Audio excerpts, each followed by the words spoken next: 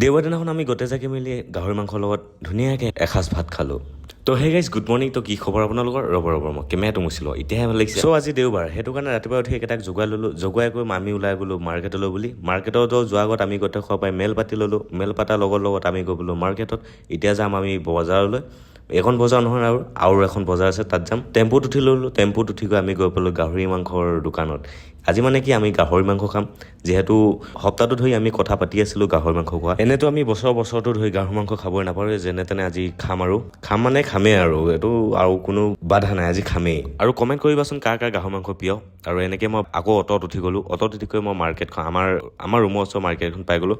মাৰ্কেটখন পাই আমি ডাইৰেক্ট গ'লোঁ ৰুমলৈ। ৰুমত গৈ আমি গাহৰি মাংসটো এক্সট্ৰা কৰি ল'লোঁ। তাৰপিছত এক্সট্ৰা কৰি আমি পিঁয়াজ চিয়াজ কাটি গৈ ধুনীয়াকৈ ধুবলৈ আৰম্ভ কৰিলোঁ। তাৰমানে কি বনাম আৰু অলপ পিছত। তো বনাম আৰু আপোনালোকে চাই থাকিব দেই। আৰু মই ইমানখিনি কৈ নাথাকোঁ, আপোনালোকে গানৰ জৰিয়তে আপোনালোকে ভিডিঅ'টো চাই থাকক।